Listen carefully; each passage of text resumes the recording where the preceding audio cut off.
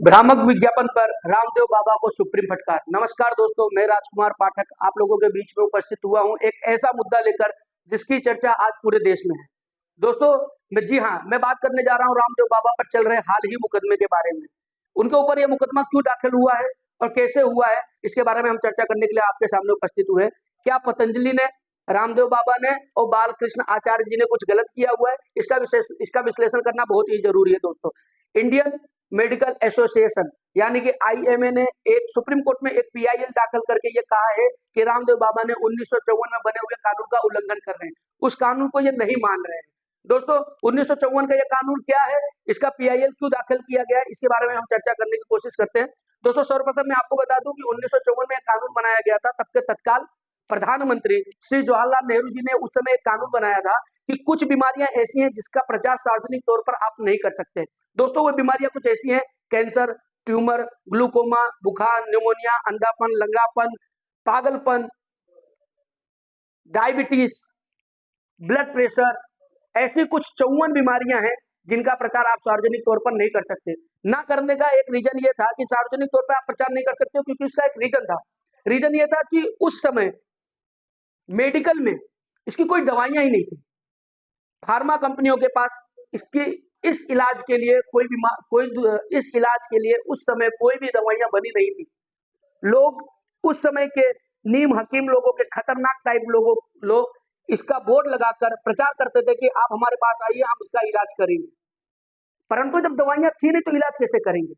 लोगों को एक भ्रमित ना किया जा सके, इसके लिए इस कानून की आवश्यकता थी और तब ये कानून को लाया गया था। और उस समय इस कानून की जरूरत भी थी। दोस्तों, अगर देखा जाए तो ये कानून गलत नहीं है, जिसका हवाला देकर आईएमए ये कह रहा है कि रामदेव बाबा इन सभी बीमारियों का प्रचार कर रहे हैं। दोस्तों, अगर देखा जाए तो उस समय में इस बीमारियों की कोई दवाइयां उपलब्ध नहीं थी मार्केट में। इसका कोई उपचार ही नहीं था। बाजार में इसका कोई उपचार नहीं था। किसी भी दवा खाने में ऐसी कोई बीमारियां का उपचार होता नहीं था। लेकिन आज के समय में रामदेव बाबा इसका इलाज कर रहे हैं। दोस्तों, जैसा कि आप लोगों को मालूम है, हम सब लोग जानते हैं, जब से रामदेव बाबा आए हैं योगा को लेकर, आयुर्वेद को लेकर, उन्होंने लोगों के अंदर एक अलग ही प्रकार की भावना जागृत की है। सिर्फ भारत में ही नहीं, पूरे विश्व में आयुर्वेद को लेकर और योग को लेकर लोगों का नजरिया बदला है। इसको लेकर भारत का सम्मान एक अलग स्तर तक पहुंचा है। दोस्तों, ये क्यों हुआ? क्योंकि रामदेव बाबा ने भारतीय संस्कृति यानी भारतीय योगा को एक जगह से दूसरी जगह, दूसरी जगह से तीसरी जगह पूरे विश्व में फैलाया। और आपको पता है दोस्तों, इनके ये कड़े मेहनत की वजह है कि हम योग दिवस भी मनाते हैं। अंतरराष्ट्रीय योग दिवस इनकी वजह से ही मनाया जाता है। पहले अंतरराष्ट्रीय योग दिवस नहीं मनाया जाता था दोस्तों। लेकिन इसके उपचार से, इनके इलाज से लोग जब ठीक होने लगे तो ये हुआ कि योग में एक बहुत बड़ी शक्ति है। कम पैसे में अपने आप को तंदुरुस्त रखने का एक सबसे बेहतरीन और सबसे बढ़िया उपचार कोई है तो वो योग है, आयुर्वेद है, जिसको प्रमाणित किया है रामदेव बाबा ने। दोस्तों, जी हाँ, मैं बात फिर पुनः आप रिटर्न आता हूं मैं अपने शब्दों पर। दोस्तों, 1954 में जब ये कानून बना था तब इसकी आवश्यकता थी, परंतु आज देश को आजाद हुए इतने साल हो गए, कानून को बने हुए इतने साल हो गए, परंतु फिर भी आज वही का वही कानून क्यों कंटिन्यू आगे बढ़ रहा है? क्यों इसके अंदर कोई फेर फार या कोई बदलाव क्यों नहीं किया गया? जब यह कानून था तब उपचार नहीं था, परंतु आज उपचार है। दोस्तों, जैसा कि मैं आपको बताऊं, रामदेव बाबा अपने योग शिविर में, अपने आयुर्वेदिक शिविर में इन सब चीजों का इलाज गारंटी के साथ करते हैं। वो गारंटी देते हैं, खुल के चैलेंज करते हैं कि आप हमारे पास आइए, यदि आपके पास कोई बीमारी है तो हम उसको दूर करने का काम करेंगे। और उन्होंने दूर किया भी है। दोस्तों, मीडिया के सामने, लोगों के सामने जिनको जिनको जो बीमारियां थी वो रामदेव बाबा के पास गए, उनके द्वारा बताए गए उपचार को उन्होंने स्वीकार किया और आज वो ठीक हो गए। हमारे पास दोस्तों ऐसे कई मुद्दे हैं जहां डॉक्टर ने लोगों को नी ट्रांसप्लांट करने का संदेश दिया। नी ट्रांसप्लांट करने के लिए उनको कहा गया कि आपका कोई उपचार ही नहीं, आपको ट्रांसप्लांट कराना ही पड़ेगा। लेकिन दोस्तों, आपको जानकर यह आश्चर्य होगा, ऐसे व्यक्ति रामदेव बाबा के शिविर में गए, वहां उन्होंने रामदेव बाबा द्वारा दिए गए उपचार को स्वीकार किया। जैसा उन्होंने बताया उस तरह से टाइम टेबल के अनुसार उन्होंने काम किया। आज वो अपने पैरों पे खुद चल रहे हैं। एक समय ऐसी स्थिति थी, व्हील चेयर पे चलना पड़ता था, उनको ले जाना पड़ता था बिना लकड़ी के। सहारे वो चल नहीं पाते थे। परंतु आज की स्थिति, हम आपको ऐसे कितने सारे वीडियो दिखाएंगे, आपको हम बहुत सारे ऐसे व्यक्तियों से मिलाएंगे जिसमें डॉक्टरों ने उनको मना कर दिया कि आप कुछ ही दिनों के मेहमान हैं। परंतु दोस्तों, लेकिन वो रामदेव बाबा के पास गए, उनके योग शिविर में गए, उनके आयुर्वेद शिविर में गए, और वहां पर उन्होंने इसका उपचार करवाया और ठीक हो गए। तो जब दोस्तों आज रामदेव बाबा खुले मंच पर अपने शिविरों में लोगों को ये गारंटी के साथ में कहते हैं कि हम इसका उपचार कर देंगे, तो इसमें बुराई क्या है? कानून का हवाला क्यों दिया जा रहा है? दोस्तों, मैं ये नहीं कहूंगा कि रामदेव बाबा गलत है, सुप्रीम कोर्ट गलत है और बालकृष्ण आचार्य गलत है। गलत कोई नहीं है दोस्तों। रामदेव बाबा इलाज कर रहे हैं तो वो कह रहे हैं, अगर हम किसी चीज को कर सकते हैं तो हम उसको बोल भी रहे हैं। मैं ये भी नहीं कहूंगा दोस्तों कि सुप्रीम कोर्ट भी गलत है। सुप्रीम कोर्ट सही है, क्योंकि वो 1954 में बने हुए उस कानून को देख रही है। परंतु दोस्तों, जब यह समय था 1954 में, जब ये कानून बना था, तब इसका इलाज नहीं था। परंतु जब आज इलाज है तो ये कानून क्यों नहीं बदलना चाहिए? अभी तक की सरकारें क्या कर रही थी? बुखार का इलाज होता है, निमोनिया का इलाज हो रहा है, टीबी का, कैंसर का, अल्सर का, हर चीज का इलाज हो रहा है आज के समय में। फार्मा कंपनियां भी इसका इलाज कर रही हैं। तो फिर इस कानून को अभी तक क्यों नहीं बदला गया दोस्तों? क्या वजह थी? मैं सरकार से पूछना चाहता हूं, आपने अभी तक इस कानून को क्यों नहीं बदला? ये कानून को बदलने की जरूरत थी बहुत समय पहले। आज सुप्रीम कोर्ट को भी इस पर संज्ञान लेना चाहिए दोस्तों, और इस कानून को बदलने के लिए केंद्र सरकार को नोटिस भेजना चाहिए कि आप इस कानून को बदलिए। यदि कोई व्यक्ति इसका प्रचार कर, अगर कोई व्यक्ति इसका इलाज कर रहा है तो प्रचार कर सकता है, उसका हक बनता है। आज मौलिक अधिकार कहां चले गए दोस्तों? रामदेव बाबा के भी मौलिक अधिकार है। आज पूरे विश्व में उन्होंने योग को, पूरे विश्व में उन्होंने प्रचार किया, पूरे विश्व में भारत का डंका बजा के रखा हुआ है, और आज उनके ऊपर आप मुकदमा कर रहे हैं। ये कोई अच्छी बात नहीं है दोस्तों, इसका मैं घोर निंदा करता हूं। आज रामदेव बाबा यदि किसी को ठीक कर रहे हैं तो वो प्रचार करने के लायक है, हकदार है, और वो करने भी चाहिए। बदलाव अगर किसी चीज में जरूरत है तो वो 1954 में बने हुए कानून के बदलाव की जरूरत है। दोस्तों, कोरोना के समय की बात ले लेता हूं मैं। आज विश्व का हर एक व्यक्ति जो कोरोना के काल में जिंदा था, जिसने कोरोना काल को फेस किया, वो समझ सकता है कि कोरोना काल की स्थिति कैसी थी। दोस्तों, एक घटना मेरे ध्यान में आ रहा है, मैं आपके साथ में शेयर करना चाहता हूं। फार्मा कंपनियां, प्राइवेट हॉस्पिटल किस तरह से लोगों को लूटते हैं, इस पे तो कोई संज्ञान नहीं लेता। तब कहां सुप्रीम कोर्ट चला जाता है? सुप्रीम कोर्ट इस पे क्यों नहीं बात करता? कोविड के समय दोस्तों, एक औरत अपने पति को, जो कि वो कोविड से ग्रस्त था, वो अपने पति को लेकर एक प्राइवेट हॉस्पिटल में जाती है। दोस्तों, ध्यान से सुनना, समझने और बताने योग्य बातें। आज मेडिकल क्या कर रहा है, फार्मा कंपनियां क्या कर रही है, कैसे लूट मचा रही है। कोविड के समय जब एक औरत अपने पति को, कोविड से जो ग्रस्त था, वो एक प्राइवेट हॉस्पिटल में लेकर जाती है। वहां पर जाने पर एक बेड वो देखती थी, बेड खाली है। जब वो कहती है कि मेरे पति को एडमिट ले लीजिए, तो उसे पता चलता है कि ये किसी के लिए ऑलरेडी पहले से बुक है, ये बेड ऑलरेडी बुक है। क्योंकि पति उस बेड पे ऑलरेडी बैठ चुका था और कोई दूसरी व्यवस्था नहीं थी, परिस्थिति ज्यादा खराब थी, उसकी तबीयत ज्यादा खराब थी। सडनली उसको वॉमिटिंग हुई और उसने बेड पे वॉमिट कर दिया। दोस्तों, आज मानवता कहां तक मर चुकी है, फार्मा कंपनियों की मानवता कहां तक मर चुकी है। आज 1954 का ये हलफनामा दे रहे हैं, जब उसने व्यक्ति ने वॉमिटिंग कर दी साफ सफाई के नाम पर, और उस व्यक्ति से 18,000 रुपए वसूले गए। आप सोच सकते हैं, इसी भारत देश में, जहां जो भारत देश मानवता की बात करता है, इसी भारत देश में उस व्यक्ति से 18,000 रुपए वसूले गए और उसको एडमिट भी नहीं किया गया। तब क्या फार्मा कंपनियां ये चीज नहीं देख रही थी? आईएमए तब कहां था? तब आईएमए ने इस चीज पर क्यों एक्शन नहीं लिया? आज धड़ल्ले से कोविड के समय में प्राइवेट कंपनियों ने लोगों को, रोगियों को उनके रोग के नाम पर लूटा। तब कहां गई थी फार्मा कंपनियां? तब कहां गए थे ये कानून? कहां गई थी मानवता? क्यों इन पे कोई एक्शन नहीं लिया गया, इन पे कोई बात नहीं की गई? सुप्रीम कोर्ट कहां चला गया था? दोस्तों, 20 रुपए की चीज, जो दवाइयां 20 रुपए में, 50 रुपए में, 100 रुपए में मिलती थी, वो हजारों हजारों रुपए में बेची गई हैं। ब्लैक हुआ है दवाइयों का, ब्लैकिंग हुआ है दवाइयों का। क्या किया सुप्रीम कोर्ट ने, क्या किया आईएमए ने? उस समय तो किसी ने कुछ नहीं बोला। दोस्तों, कोविड के समय में जहां प्राइवेट कंपनियां, प्राइवेट हॉस्पिटल मेडिकल के नाम पर, दवाइयों के नाम पर लोगों को लूट रही थी, वही एक रामदेव बाबा, उनके प्रोडक्ट में एक भी रुपए का उछाल देखने को नहीं मिला दोस्तों। जो दवाइयां, मैं आपसे बात करता हूं रेमडेसिविर की, आप सबको मालूम है एक इंजेक्शन कोविड के समय रेमडेसिविर जो कि बहुत प्रचलित थी, 25,000 रुपए में देने पर भी वो इंजेक्शन नहीं मिल रहा था, लाखों में उसका ब्लेकिंग हो रही थी दोस्तों। एक इंजेक्शन लाखों लाखों रुपए में मिल रहा था। आईएमए तब कहां था? इन्होंने दोस्तों रामदेव बाबा पर अगर आईएमए ने ये कानून का उल्लंघन की बात कर रहे हैं तो इनको किसी मानवता से लेना देना नहीं है दोस्तों, इनको अपनी कंपनी से लेना देना है। इनको पता है यदि आज रामदेव बाबा मार्केट में छा जाएंगे तो इनको पूछने वाला कोई नहीं होगा। ये चीज हम भी मानते हैं दोस्तों, हम भी इस चीज को जानते हैं, हमारा चैनल भी इस चीज को जानता है। आयुर्वेद में इलाज जड़ से मिटता है, परंतु उसमें थोड़ा समय लगता है। एलोपैथी में क्या किसी चीज का जड़ से मिटाने का इलाज है?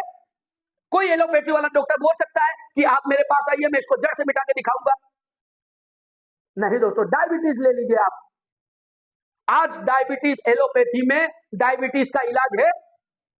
नहीं है दोस्तों। इतनी सालों से ये फार्मा कंपनियां चल रही हैं, रिसर्च कर रहे हैं, लेकिन डायबिटीज का कोई इलाज नहीं है, ओनली फॉर टेम्पररी रिलीफ। छोटी सी ही आरामदायक का ये कंपनियां देती हैं एलोपैथी में। जब आपके पास किसी चीज की गारंटी है ही नहीं तो आप किसी पे उंगली कैसे उठा सकते हैं? और आपको उठाना भी नहीं चाहिए। रामदेव बाबा सर, मैं आप लोगों से दोस्तों बात करना चाहता हूं, कोविड के समय में अनुलोम विलोम करके, कपाल भाती करके लोगों ने अपनी बीमारियों को दूर किया है। मोटापा का कोई इलाज आज के समय में नहीं है, कोई अगर पतला होना चाहता है नहीं है, परंतु रामदेव बाबा अपने शिविर में कहते हैं कि जिस तरह से हम कह रहे हैं इस तरह से आप इलाज कीजिए, ब्लड प्रेशर आपका दूर होगा, डायबिटीज आपकी दूर होगी, मोटापा आपका दूर होगा, आंख का अंधापन दूर होगा, ब्लड प्रेशर आपका दूर होगा, कैंसर आपका दूर होगा, ट्यूमर आपका दूर होगा, टीबी आपका दूर होगा। इन सभी बीमारियों का इलाज रामदेव बाबा गारंटी के साथ में करते हैं दोस्तों। परंतु एलोपैथी में इन सब चीजों का गारंटी के साथ में इलाज नहीं है। आप कहां जाना पसंद करोगे? मैं आपसे पूछता हूं, मैं जनता से पूछता हूं, आप मेरे चैनल पे देखने वाले, मैं उन सभी दर्शकों से पूछता हूं, आपको क्या पसंद है, जड़ से मिट जाने वाली बीमारी या टेम्पररी रिलीफ? चूज करना आपका पसंद है दोस्तों, आप चूज कीजिए, आप बताइए। फार्मा कंपनी ने, आईएमए ने अभी तक ऐसा कोई प्रावधान क्यों नहीं किया प्राइवेट कंपनियों के लिए? हर प्राइवेट कंपनियां, हर प्राइवेट हॉस्पिटल अपने अपने अनुसार रोगियों से पैसे वसूल करती हैं। स्कैनिंग, एमआरआई करानी हुई, ये हॉस्पिटल कुछ अलग पैसा लेगा, दूसरा हॉस्पिटल कुछ अलग पैसा लेगा। प्राइवेट हॉस्पिटल, आप जिस तरह से जितने ऊंचे ऊंचे हॉस्पिटल में जाते रहेंगे वैसा वैसा भाव बढ़ता चला जाएगा। एक्सरे का भाव अलग है, खून रिपोर्ट का भाव अलग है। क्यों है ये सब चीजें? एक ही भारत है हमारा, तो सबके लिए एक कानून क्यों नहीं? प्राइवेट हॉस्पिटल वालों के लिए कोई प्रावधान क्यों नहीं बनाया गया कि अगर किसी को ब्लड रिपोर्ट करवाना है तो 500 रुपए ही देना पड़ेगा या 200 रुपया ही देना पड़ेगा, और ये नियम सभी हॉस्पिटल पे लागू होगा? ऐसा प्रावधान क्यों नहीं? क्या आपने कभी रामदेव बाबा को यह कहते हुए सुना है कि आप मेरे शिविर में आइए, ब्लड रिपोर्ट कराइए?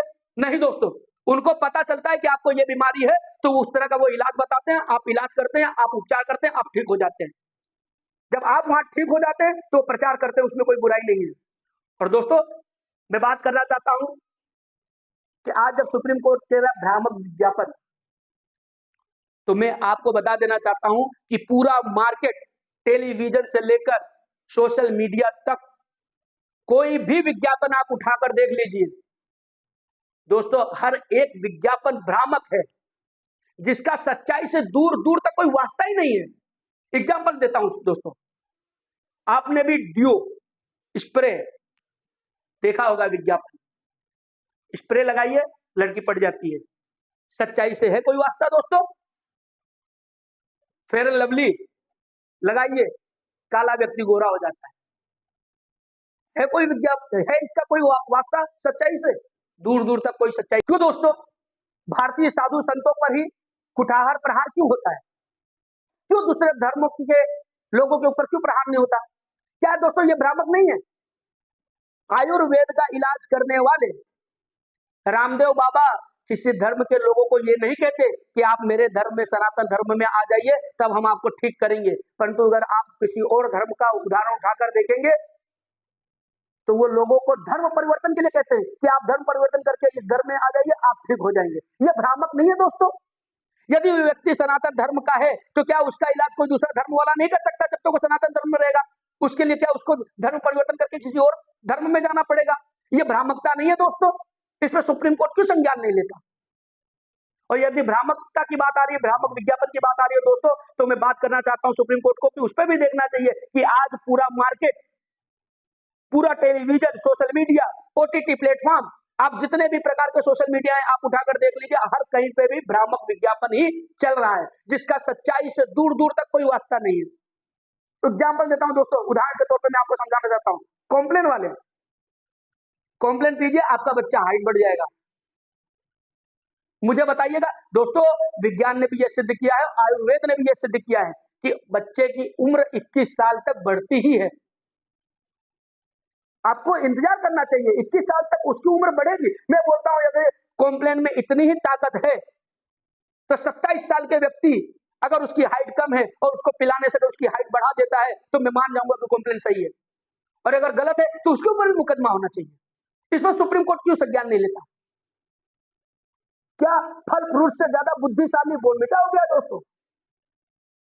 बोर्नविटा वाले कहते हैं कि बच्चों को दूध में बोर्नविटा डाल के पिलाओ, उसकी बुद्धि बढ़ेगी। एनर्जी बूस्ट के लिए क्या यही सब बचा है दोस्तों? तो हमको बाजार में बिकने वाले फल फ्रूट पे बैन लगा देना चाहिए, क्योंकि जब बोर्नविटा से ही बुद्धि बढ़ रही है तो केले की जरूरत नहीं है, सेब की जरूरत नहीं है, पपीते की जरूरत नहीं है, अंगूर की जरूरत नहीं है। बैन लगा दीजिए मार्केट में इस सब फलों पर। सुप्रीम कोर्ट को इस पर भी संज्ञान लेना चाहिए। और यदि इतना ही बोर्नविटा इतना ही कारगर है तो पागल खाने में जितने भी लोग हैं उनको पिलाइए बोर्नविटा। मैं भी देखना चाहता हूं कितने लोगों की बुद्धि खुलती है। दोस्तों, अगर भ्रामक विज्ञापन की बात और करो, क्या कोल्ड ड्रिंक भ्रामक विज्ञापन नहीं पेश करता है हम लोगों के सामने में? कोल्ड ड्रिंक कितना खतरनाक है, क्या इसको सुप्रीम कोर्ट नहीं जानता है? उसको एहसास नहीं है दोस्तों? कोल्ड ड्रिंक पीने वाले बच्चों के अंदर कितना शुगर लोड किया जा रहा है, क्या इसका एहसास सुप्रीम कोर्ट को नहीं है? वो भ्रामक विज्ञापन नहीं है। रेडबुल की बात करता हूं दोस्तों, रेडबुल कितना, उसके अंदर कितना कैफीन है, क्या ये सुप्रीम कोर्ट नहीं जानता? गर्भवती बच्चे, गर्भवती महिलाएं, छोटे बच्चे ये रेडबुल ना पिए, इसमें साफ लिखा हुआ है, फिर भी मार्केट में ये बिक रहा है। इसका एहसास क्या सुप्रीम कोर्ट को नहीं है कितना खतरनाक है ये भ्रामक विज्ञापन नहीं है दोस्तों। स्टिंग एनर्जी बूस्ट दोस्तों, अक्षय कुमार प्रचार करते हैं, कितने लोगों के आइकॉन है अक्षय कुमार। स्टिंग पीकर अक्षय कुमार अपनी गर्लफ्रेंड को लेकर उड़ जाते हैं। इसका सच्चाई से कितना वास्ता है दोस्तों? अगर यही चीज देखकर कोई बच्चा स्टिंग पिए और कहीं से कूद जाए, उसकी मृत्यु हो जाए, इसकी जवाबदारी कौन लेगा? सुप्रीम कोर्ट लेगा इसकी जवाबदारी? कि खाली सुप्रीम कोर्ट को किसी और कानून के बारे में सुनवाई करने का ही अधिकार है? कोई पीआई दाखिल करेगा तभी सुप्रीम कोर्ट बोलेगा?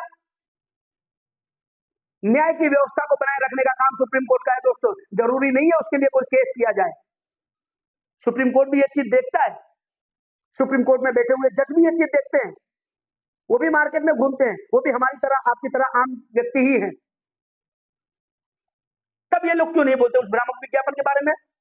हेयर कलरिंग के बारे में बात करता हूं दोस्तों मैं आपसे। क्या सुप्रीम कोर्ट को पता नहीं है हेयर कलरिंग करने वालों की स्किन प्रॉब्लम हो जाती है, स्किन का रोग हो जाता है उनको? इसके बारे में क्या सुप्रीम कोर्ट को नहीं पता है? मैं बात करता हूं दोस्तों विमल के बारे में। विमल गुटखा, 5 रुपए में केसर का स्वाद। मैं भी जानना चाहता हूं दोस्तों, मेरा चैनल जानना चाहता है, मेरे दर्शक जानना चाहते हैं 5 रुपए में कौन सा केसर मिलता है जो विमल के अंदर डालकर खिलाया जा रहा है। इसका विज्ञापन करने वाले अक्षय कुमार, अजय देवगन, शाहरुख खान, इनके ऊपर क्या केस नहीं होना चाहिए? इनको कितने लोग देखते हैं? क्या ये अपने बच्चों को खिलाते हैं ये विमल? मैं भी उनसे कहना चाहता हूं, अक्षय कुमार से, शाहरुख खान से, अजय देवगन से, आप एक वीडियो बनाइए अपने बच्चों को खिलाता हुआ, ये विमल खिलाता हुआ एक वीडियो बना के सोशल मीडिया पे डाल दीजिए। कि हमारे बच्चे भी इसको खाते हैं। जब आप अपने बच्चों को नहीं खिला रहे तो दूसरे को बच्चे के लिए क्यों प्रमोट कर रहे हैं उसको? आपकी जिंदगी में पैसा ही महत्व है, मानवता का कोई मूल्य नहीं है आप लोगों के लिए। क्या ये भ्रामक विज्ञापन नहीं है? इसमें सुप्रीम कोर्ट क्यों संज्ञान नहीं लेता? तब आंखें क्यों बंद हो जाती सुप्रीम कोर्ट की? क्रिकेटर लोग दोस्तों गुटखा का प्रचार करते हैं, करोड़ों लोग उनको फॉलो करते हैं, इन लोगों को अपना आइकॉन मानते हैं, स्टार समझते हैं इनको, और ये लोग क्या कर रहे हैं? गुटखा का प्रचार कर रहे हैं। क्या ये गद्दारी नहीं है? ये भ्रामक विज्ञापन नहीं है? इसमें रोक नहीं लगनी चाहिए? इस पे माफी नहीं मांगना चाहिए? रामदेव बाबा को आप बोलते माफी मांगे, और ऐसी चीज के लिए जिसको वो गारंटी के साथ इलाज ठीक करके दे रहे, और उनसे आप माफी नहीं मंगवा रहे, जो रोग पैदा कर रहे हैं। गुटखा खाने से इंसान रोगी होता है, कोल्ड ड्रिंक पीने से लोगों के शुगर कितना उनके अंदर लोड हो रहा है वो कोई जानता नहीं है। ये भ्रामक नहीं है। तो यदि अगर भ्रामकता की बात चल रही है दोस्तों, तो इस पर भी संज्ञान लेना चाहिए सुप्रीम कोर्ट को। जरूरी नहीं है कि इसके ऊपर केस दाखिल किया जाए तो ही वो संज्ञान लेगा। दोस्तों मैं आप लोगों से जो मुझे सुन रहे हैं, जो मेरी आवाज को सुन रहे हैं, मेरा चैनल देख रहे हैं, मैं उन सभी दर्शकों से निवेदन करना चाहता हूं कि आज एक हम मुहिम शुरू कर रहे हैं दोस्तों, और उस मुहिम का हिस्सा बनिए। क्योंकि दोस्तों यदि आज आप खड़े होंगे तो कल आपका सुधरेगा, और यदि आज आप आलसपन कर गए, इस चीज को अगर एक छोटा सा समझकर आपने इसको छोड़ दिया, तो कल को ये बहुत बड़ी समस्या हो जाएगी। क्योंकि आज किसी और का बच्चा खा रहा है या पी रहा है, कल का आपका बच्चा भी खाएगा पिएगा। ये एक ऐसा खतरनाक वायरस है दोस्तों, जो हमारे आंखों के सामने होते हुए भी, समझते हुए भी हमारी आंखें बंद हो जा रही है, हमारा बुद्धि काम करना बंद हो जा रहा है। हम जानते हुए भी कि ये बहुत बड़ी समस्या है, फिर भी हम इससे आंखें मूंद रहे हैं, और आंखें मूंद लेने से अंधेरा छाएगा, समस्या दूर नहीं होगी। समस्या दूर करने के लिए उससे लड़ना पड़ेगा। तो दोस्तों एक मुहिम हम चला रहे हैं रामदेव बाबा के सपोर्ट में, उसका हिस्सा बनिए, और अधिक से अधिक कोई भी प्रोडक्ट अगर खरीदना है तो रामदेव बाबा के आउटलेट से खरीदिए, क्योंकि उनका पैसा देश का पैसा, वो जो कमा रहे उसका हिस्सा देश में जा रहा है। बाकी का प्रोडक्ट कमाने वाले बाहर लेके जाते हैं, विदेशी कंपनियां अगर यहाँ कमाती है तो उसका प्रॉफिट बाहर लेकर जाती है, उससे हमारे भारत देश को क्या फायदा?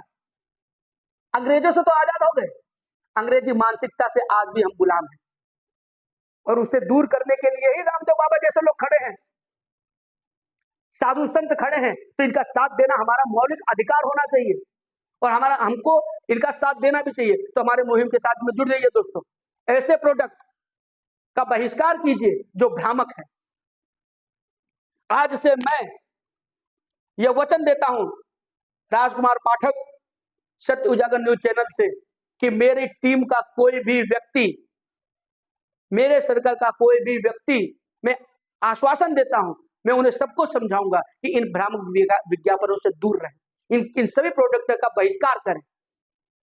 आप इस मुहिम का हिस्सा बनिए, आप भी अधिक से अधिक लोगों तक इस बात को पहुंचाइए, और भारतीय संस्कृति, भारतीय सभ्यता को बचाए रखने में हमारा साथ दीजिए दोस्तों। धन्यवाद दोस्तों, जय हिंद।